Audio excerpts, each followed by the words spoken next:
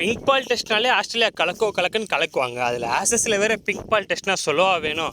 என்னதான் டீமில் கம்மின்ஸ் இல்லை ஹேசல்வுட்னு சொன்னாலும் இந்த ஒரு மனுஷன் போதும் ஆஸ்திரேலியா பவுலிங் அட்டாக தூக்கி நிப்பாட்டு. முதல் இன்னிங்ஸில் ஜோ ரூட் இங்கிலாந்துக்காக எக்ஸலண்டாக பேட்டிங் பண்ணி எதனா செஞ்சுரி அடிச்சாலும் ஆஸ்திரேலியாவோட எக்ஸலண்டாக பேட்டிங் பர்ஃபார்மன்ஸ்னால இங்கிலாந்து அணி செகண்ட் இன்னிங்ஸ் முடிவில் 65 ரன் மட்டுமே லீடு கொடுத்துருப்பாங்க.